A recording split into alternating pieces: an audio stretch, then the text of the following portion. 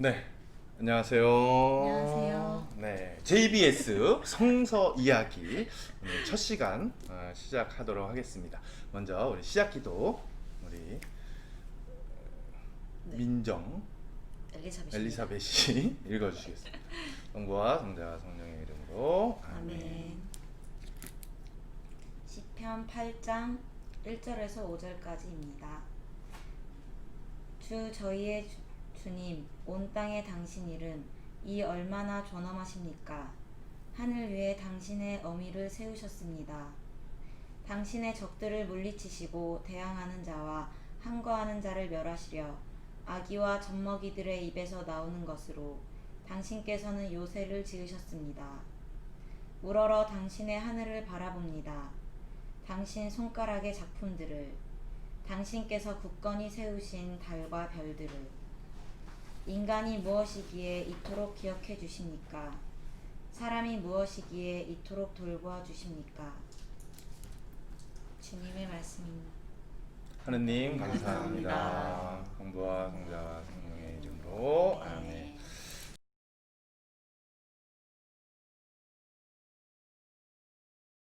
이번 3월부터 한 6월까지 이 사도행전 강의를 하기로 했었어요. 이제 신자들한테. 여태까지 계속 제가 온 다음부터 이제 성서 개론 그리고 지난번에는 누가복음 이제 강의를 했었는데 원래 요번에 그래서 사도행전을 강의를 하려고 했었는데 이 코로나가 이제 터진 거죠. 코로나가 터져가지고 이제 못 하고 이제 있다가 그러던 중에 우리가 이제 유튜브로 이제 미사를 생중계를 하고 또 결정적으로는 저희 손 신부님하고 이제 둘이서 그 사순 골든벨을 해설을 이렇게 하면서 뭔가 조금 이게 케미가 잘 맞는 나도 이제 방송인으로서 조금 이제 기질이 있다는 주변의 이야기를 듣고 자신감을 얻고 그러면 우리가 원래 이제 하려고 했었던 사도행전 강의를 좀 이렇게 유튜브를 통해서 하면 어떨까 새로운 콘텐츠로 그래서 이렇게 이제 기획을 이제 했습니다. 그런데 우리가 사실 여러분들도 뭐 그런 이제 유튜브나 그런 강의를 좀 들어보셨겠지만서도 신부 혼자 이렇게 딱 나와가지고 처음부터 이렇게 쭉 강의하면 누가 듣겠어요? 그거? 맞아요. 찍찍찍 넘기지. 그래가지고 우리 이쁜 우리 두 청년들과 같이. 근데 이 컨셉은 이제 그렇습니다. 이게 한 분은 신앙생활을 어느 정도 한 그런 이제 청년이고. 좀 이따 이제 소개를 하겠지만서도 한 청년은 바로 지금 막 이제 새내기 신앙의 새내기 이 두 분이 같이 이 성서를 이제 들었을 때 같이 이제 그런 받아들이는 것이 조금 이제 다를 테니까 어떤 그런 차원에서 이 두 분을 이제 섭외를 이제 했고요. 그래서 먼저 이제 우리 같이 이 성서 공부를 할 우리 두 분 자매님의 어떤 자기 소개를 듣도록 하겠습니다. 먼저. 안녕하십니까. 저는 정발산 성당 지금 2020년 청년연합회 부회장을 맡고 있는 김민정 엘리사벳이라고 합니다. 저는 성당 활동을 한 지는 오래되었지만 보통의 청년들과 같이 항상 교리 지식이나 그런 거에 대한 갈망을 갖고 있지만 잘은 모르는 여러분과 같은 그런 청년입니다. 어쨌든 여러분을 대표해서 같이 신부님과 즐거운 강의를 해보도록 하겠습니다. 감사합니다. 네, 감사합니다. 네, 다음에 안녕하세요. 저는 4월 25일에 갓 세례를 받은 아마 정발산 성당에서 제가 가장 따끈따끈한 그렇죠. 새 신자가 아닐까 싶어요. 세례를 받은 곽수연 비비아나입니다. 네. 끝인가요? 하실 말씀. 신부님 세례를 받았으니까 상당히 도움이 되는 사람이 되고 싶었는데 마침 신부님이 캐스팅을 하셔가지고 큰 도움이 됐으면 좋겠습니다. 작지만. 네네네. 사실 요 질문도 제가 좀 하려고 했었어요. 처음에 제가 이런 제의 이런 컨텐츠에 이제 제의를 받았을 때 어떤 마음이었는지 딱 같이 하자라고 했을 때 어떤 마음이었는지 그걸 도움이 되고 싶은 마음 더 첨가하고 싶은 이야기가 네, 늘 하느님과 뻥치시네.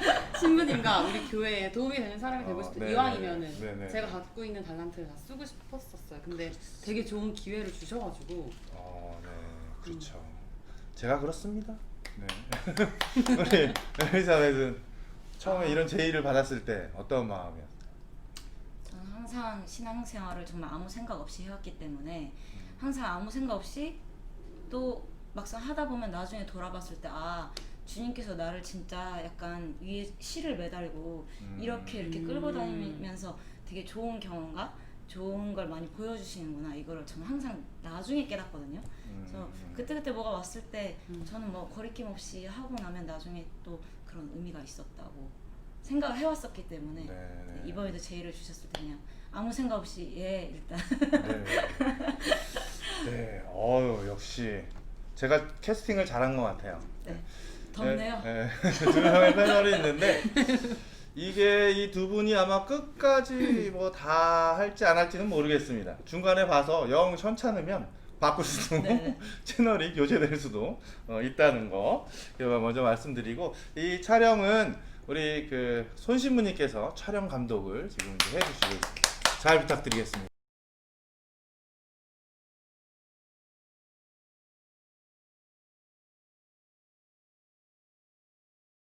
먼저 우리가 이제 예수님의 이야기, 그죠? 예수님의 이야기를 쓴 책을 우리가 뭐라고 하죠?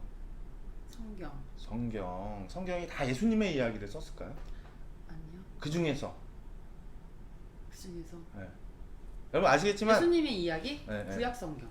구약 성경 교리를 누구한테 받았죠? 괜찮아요. 괜찮습니다. 여기 계신 우리 비비안나 자매님의 역할이 이겁니다. 아주 백지 상태에서 그냥 이렇게 모르는 걸 이렇게 하는, 예수님의 이야기도 우리 경력이 있는 예수님의 이야기를 다룬 성경을, 신약 성경. 그렇죠, 신약 성경. 보통 이제 신약, 예수님의 전. 그렇죠, 예수님이 전이 구약, 옛날 구자잖아. 네. 옛날 예수님. 그래서 예수님의 신약 성서인데 그 중에서도 우리가 복음서라고 하죠. 헐려서. 네, 괜찮습니다. 괜찮습니다. 예수님의 이야기를 쓴, 예수님의 일생을 쓴 거를 이제 복음서라고 합니다. 근데 그 복음서가 처음부터 이제 아무것도 없는 데서 이제 일어난 게 아닐 거 아니에요. 뭔가 이제 전사가 이제 있을 거 아니에요. 그 전사에 대해서 먼저 잠깐 이제 말씀을 드리면, 일단 예수님이라는 2000년 전에 지금 팔레스티나 지방이죠, 중동, 거기 예수라는 사람이 혜성처럼 딱 등장을 합니다. 그러면서 사람들에게 하느님의 나라에 대해서 이야기를 해요. 그래서 막 기적도 하고, 뭐 5,000명을 빵을 갖다 막 해서 기적도 하고, 이제 그러다가 그런 예수님을 따르는 사람들이 이제 있었죠. 그 제자들이 12명의 제자들이 이제 있었고, 사람들이 많이 예수님을 따라다녔는데 예수님이 이제 십자가에 돌아가십니다. 그리고 부활을 해요. 그래서 제자들이, 예수님이 돌아가신 다음에 이제 제자들이 이 예수님의 가르침을 사람들에게 이제 전하는, 그 예수님의 시대와 이제 사도들이 활동하는 시대가 이제 있었어요. 그러니까 그 처음에는 예수님이 이런 분이다라고 이제 사람들에게 먼저 말로 했겠죠. 말로 예수님이 이렇게 사셨고 이렇게 살라고 했다, 그런 구전의 단계가 이렇게. 그러다가 예수님과 직접 생활했었던 사도들이 한두 명씩 시간이 지나면서 죽어가요. 죽어가니까 이거를 계속 전하려면 뭔가 남겨야 되잖아요. 네. 그래서 쓰여지는 게 사실 복음서입니다. 이 4개의 복음서. 마르코라는 사람, 또 루카라는 사람이, 마테오라는 사람이, 요한이라는 사람이 각자 자기의 관점에 따라서 예수의 이야기를 이렇게 이제 쓴 거예요. 그게 이제 복음서. 4개의 이제 복음서인데, 이 복음서는 예수가 누구인가 라고 하는 거에 대한 이제 대답이었죠. 예수가 누구인가라는 것에 대해서 사람들에게 알려주기 위해서 이 4개의 이제 복음서를 썼는데, 아까 얘기했지만 이 4개의 복음서는 예수님에 관한 이야기였죠. 근데 예수님이 돌아가신 다음에 아까 얘기했던 사도들의 이야기들이 있다고 했잖아요. 사도들이 예수님을 전하는 이야기, 그 이야기가 바로 우리가 지금 공부할 사도행전입니다. 말 그대로 이제 한자 보면은 사도라고 하는 것은 아포스톨로스라고 원래 이제 하는데 이건 파견된 사람이라는 뜻입니다. 그러니까 우리가 그러잖아요. 그 대통령이 어느 나라에 특사를 파견하잖아요. 그 특사는 대통령의 어떤 지위를 가지고 그 나라에 가서 이야기를 하는 것처럼 사도들이 바로 그렇게 파견된 사람을 우리는 사도라고 불렸어요. 그런 사도, 그 사도들의 행할 행자죠. 행한 전, 이야기, 토끼전, 뭐 별주구전 할 때 그 전자죠. 사도들이 행동했던 이야기가 바로 이제 사도행전이라고.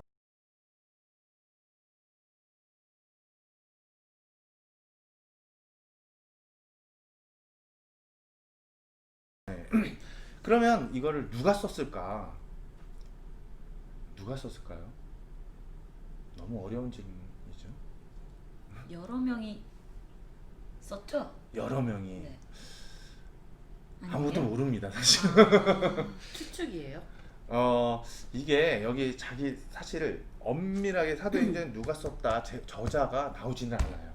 그래서 성서학자들이 이 내용을 보고 추측을 하는 거예요. 추측을 하는데 그 중에 가장 많은 사람이 추측을 하는 게 우리가 아까 4개 복음서가 있다 그랬잖아요. 그 중에 루카 복음을 썼던 루카가 생각하는 어떤 사상과 이 사도행전이 생각하는 어떤 그 사상이 비슷한 면들이 많이 있어요. 그래서 많은 석성학자들이 이 사도행전도 아마 루카복음을 썼던 그 저자가 이 사도행전도 쓰지 않았을까라고 많은 성서학자들이 추측을 합니다. 그래서 이 루카라는 사람은 사실 12명의 제자에 속해 있을까요? 안 속해 있었을까요? 안 속해 있을 것 같아요. 안 속해 있었고 자신 있게 속해 있지 않았을까요? 안 속해 있었습니다. 아니, 당연히 그렇게 속해 있을 거라고 생각하는 게, 속해 있을 거라고 생각하는 게 그게 당연한. 너무 유명하니까. 그렇죠, 유명하니까. 근데 사실 예수님과 같이 다녔던 사람은 아니었어요. 예수님의 12제자라고 하잖아요. 그럼 이 사람은 12제자의 아는 그렇죠. 전달 들은 사람? 그렇죠.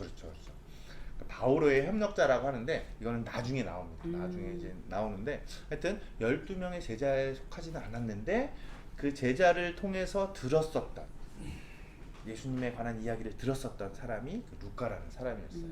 이 사람이 그 정해 들은 거를 듣고 예수님에 관한 이야기도 쓰고 사도들에 관한 이야기도 이제 쓰게 되는 거죠. 뭐 루카가 아니고 제3의 인물이다라고 일부 성서학자가 얘기를 하는데 뭐 우리는 그것까지 알 필요는 없어요.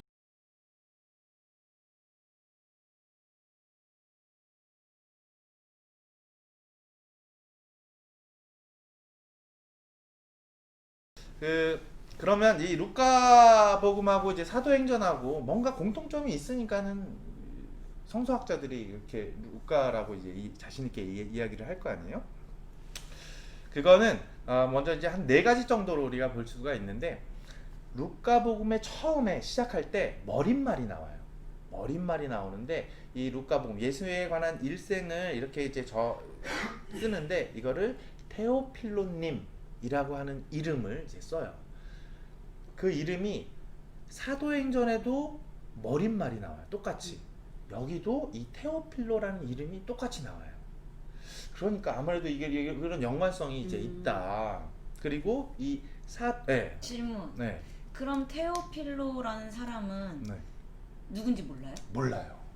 이름만 그냥 그래. 이렇게 있고. 이 이름만 여기 이제 나오는 거예요. 똑같이. 이거는 우리가 1장 할 때 조금 더 자세하게 이야기할 텐데 테오필로라는 이름이 똑같이 루카복음에도 나오고 사도행전에도 이제 나오고 그것도 처음 머릿말에. 그래서 아마 이제 2개 같이. 그리고 이 사도행전 머릿말에 첫 번째 책에서는 예수님에 관한 이야기를 적었습니다라는 구절이 나와요. 이 첫 번째 책이 어떤 책이었을까요? 루카복음. 그렇죠, 바로 이제 루카복음. 그러니까 사도행전은 이제 루카가 쓴 2번째 책이 될 거라는 자연스러운 추론이 이제 가능하게 되는 거죠. 그래서 2번째 이제 그 비슷한 점은 이건 좀 신학적인 이야기인데 하느님이 인간을 구원하는 데 있어서 크게 3시기로 나눠요. 세 시기로 나누는데 예수님이 태어나기 이전의 시대, 그걸 아까 얘기했던 구약. 구약이죠. 하나를 가르쳐주면 둘을 하는 비비안 나잖아요. 예수님 이전의 시대가 있고 구원의 시대, 그러니까 하느님과 이스라엘 백성이 같이 이렇게 관계를 맺었던 그 다음이 예수님 시대, 제일 짧았죠. 불과 한 30 몇 년의 시간, 예수님이 직접 인간이 되어 오셔가지고 인간들과 함께 있었던 시대, 예수님이 돌아가시고 이제 교회를 통해서 하느님과 예수님을 접하는 시대, 이 구원의 이제 세 시기로 이렇게 이제 나누는데, 이런 이 신학을 갖고 있는 게 루카복음과 사도행전이 같은 이런 시대 구분으로 자신의 이 성서를 쓰게 되는 거예요. 그러니까 우리는 지금 어느 시대를 살고 있을까요? 교회. 그렇지, 교회 시대. 예수님의 돌아가신 교회 시대를 살고 있죠. 세 번째는 그 전체적인 형식을 보면 루카복음은 여기서 퀴즈. 예수님이 태어난 곳은 어디일까요? 갈릴레아. 갈릴레아, 베들레헴. 베들레. 베들레헴이겠네요. 눈치는 백단이네요. 눈치 백단에. 베들레헴이겠네요. 네. 베들레. 그러면 예수님의 고향은 갈릴레아. 갈릴레아. 예수님의 고향? 아니야. 나자렛. 맞다. 맞아. 하나 얻어 걸렸습니다. 근데 갈릴레아도 맞아요. 나자렛이 갈릴레아에 보세요. 네. 그래서 예수님이 태어난 곳은 이 베들레헴 요쪽이고, 원래 고향은 나자렛, 갈릴레아 지방이었어요. 그래서 루카복음을 보면 예수님의 시작이 태어난 곳은 여기지만 갈릴레아부터 예루살렘까지의 가는 과정에서 예수님의 일생을 적어놓고 있어요, 루카복음이. 근데 이 사도행전은 이 예루살렘에서부터 이 세상으로의 어떤 그 지리적인 연관성이 이렇게 이제 있게 됩니다. 그걸 보고 이제 사도행전과 루카복음이, 그리고 성령의 역할을 굉장히 강조하고 있어요. 루카복음도 그렇고 사도행전도 그렇고. 이거는 우리가 사도행전 살펴보면서 중간중간에 이제 보도록 합시다. 그래서 루카복음과 사도행전이 같은 사람이 썼을 것이다 라고 성서학자들은 이제 추론을 하는 거죠.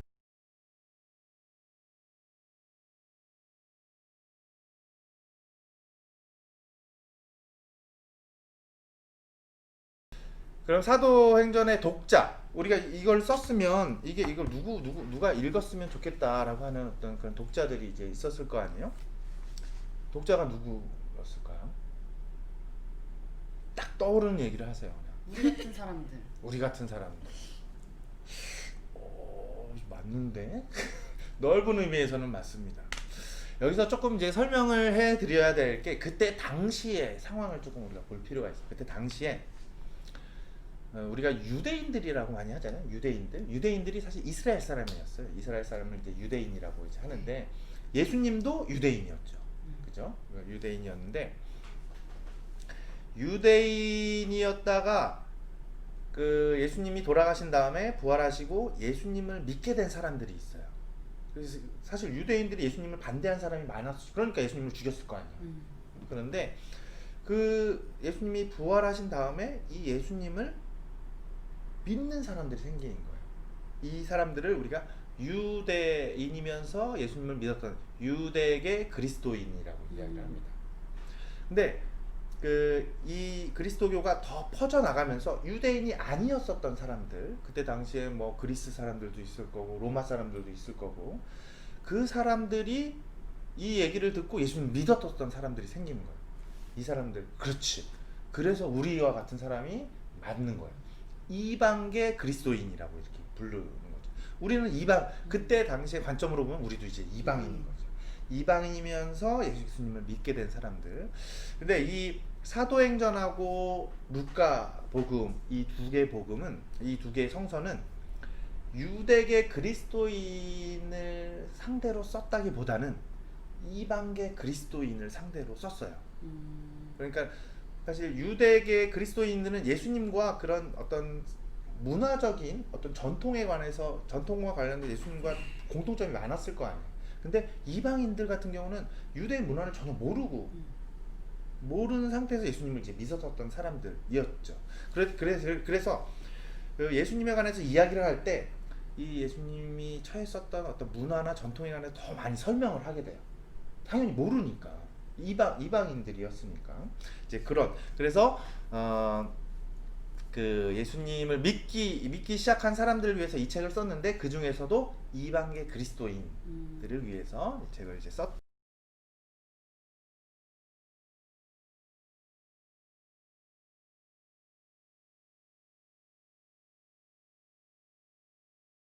사도행전의 성격은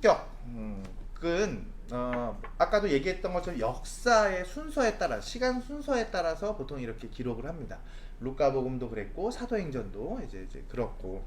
근데 우리가 역사라고 했을 때 그 사실 역사를 어떤 관점에서 보느냐에 따라서 다르잖아요. 성서도 역사의 어떤 시간의 순서대로 썼지만 이거를 어떤 거를 전해주려고 이거를 이제 썼느냐가 굉장히 이제 달라요. 그래서 우리가 사실 처음 성서를 접하는 사람이 예수님이 기적을 했다고 했을 때 이거 진짜냐 먼저 이렇게 물어보잖아요. 진짜 기적을 했냐, 진짜 병자를 치유했냐. 근데 이제 성서는 그렇게 과학적인 사실이나 역사적인 사실을 팩트를 전하고자 하려는 목적이 아니라 사실 역사의 형식을 빌려서 쓰지만 중요한 목적은 신앙을 전해주려는 그런 목적으로 이제 썼다는 거. 그런 관점에서 우리가 성서를 대할 필요가 있다는 거 말씀을 이제 드리고요.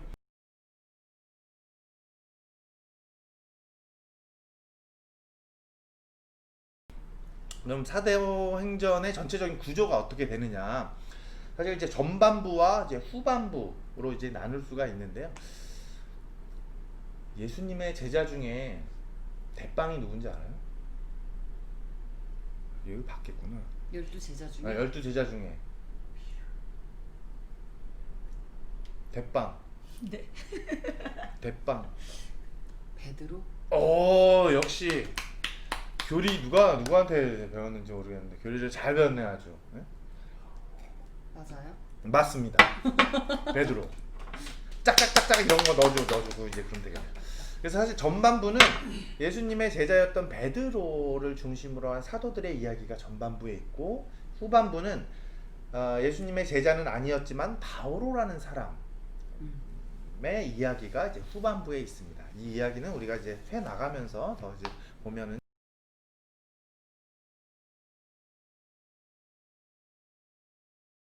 매 강의마다 우리가 오늘 이 이야기를 듣고 우리들의 이제 그 오늘의 묵상이라고 하는 이제 제목으로 이제 했는데, 우리가 조금 이게 나눌 이야기들, 그런 주제들을 조금 이렇게 해서 함께 이게 나눔.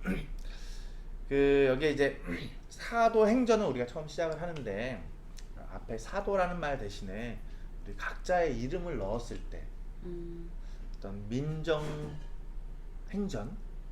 아니면은 수연행전, 병주행전이라고 나의 신앙의 어떤 기록들을 이렇게 남긴다고 했을 때, 혹시 그 내 신앙의 처음 시작은 어떠했는지 한번 이렇게 같이 이렇게 나눠보면 이제 좋을 것 같아서 이런 묵상거리를 이렇게 뽑아봤습니다. 그래, 어때요? 그 먼저 민정수석 민정행전의 그 시작.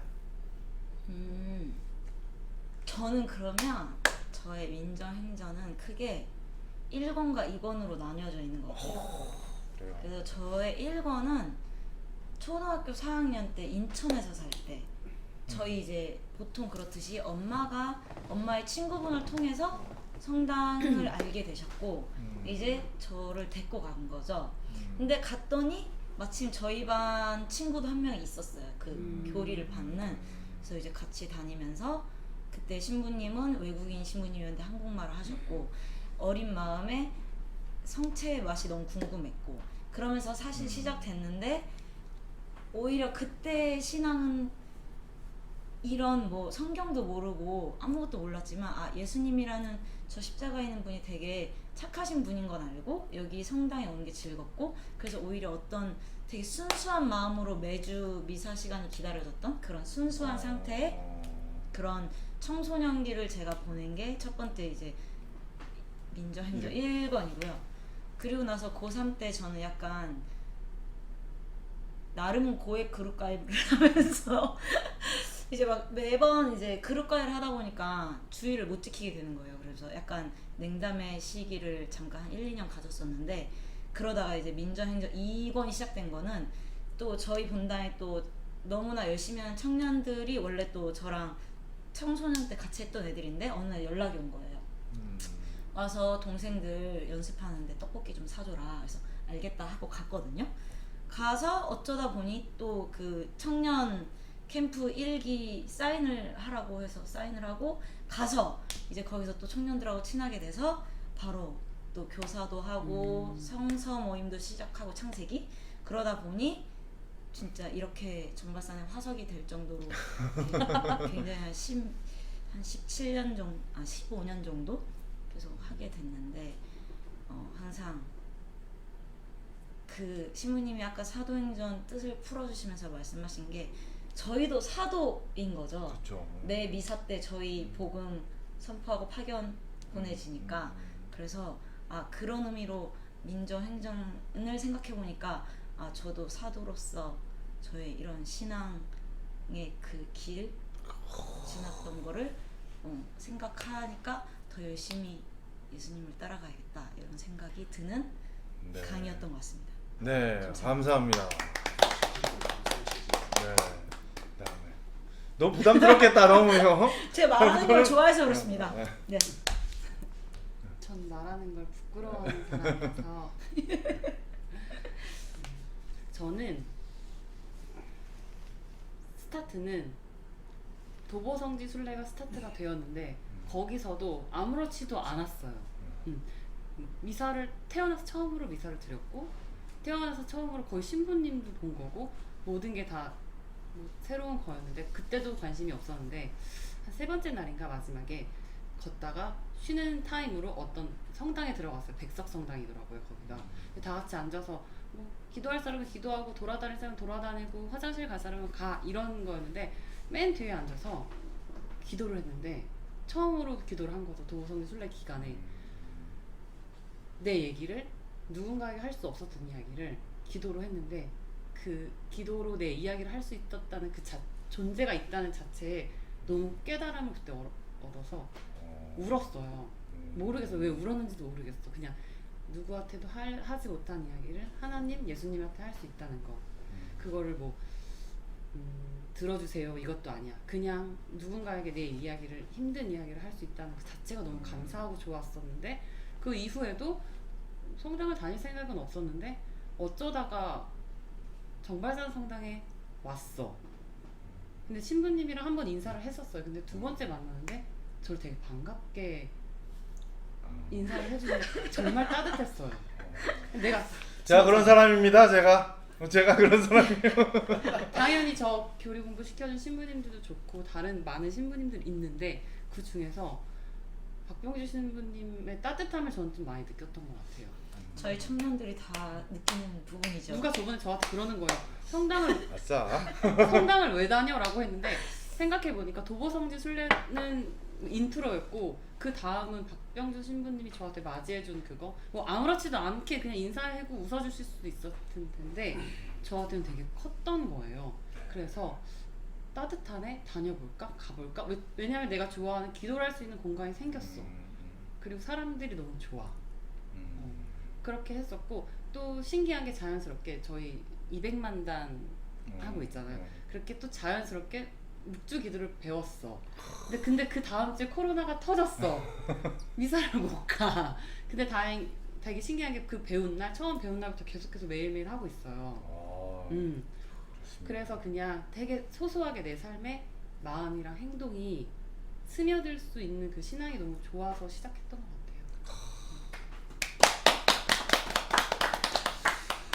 네, 그래요. 뭐 제 얘기도 하려고 했는데 지금 조금 이제 길으니까 다음 제 얘기는 언제든지 이제 할 수 있으니까 그래요. 오늘 첫 번째 강의 이제 했는데 강의라기보다도 이렇게 나눔이 너무 이제 제가 생각했던 것보다 제가 이거 시켜서 한 거 아닙니다. 자발적으로. 리허설도 없었습니다. 날 것. 리허설도 없이 날 것으로. 뭐 준비해야 되고 그냥 와. 네. 감사드리고 우리 또 이제 다음 시간에 다시 만나도록 합시다. 네. 기도 끝기도 하겠습니다. 성부와 성자와 성령의 이름으로 아멘. 주님 감사합니다. 오늘 청년들과 이 자리를 마련해 주심에 감사드리고 앞으로의 긴 여정 안에서 당신이라고 하는 존재에 대해서 그리고 당신이 2000년 전뿐만이 아니라 지금 나에게 건네시는 말씀에 대해서 우리가 마음의 문을 열 수 있도록 항상 함께하여 주십시오. 우리 주 그리스도를 통하여 비나이다. 아멘. 성부와 성자와 성령의 이름으로. 자 마지막으로 안녕 하고 마치겠습니다. 시작. 안녕.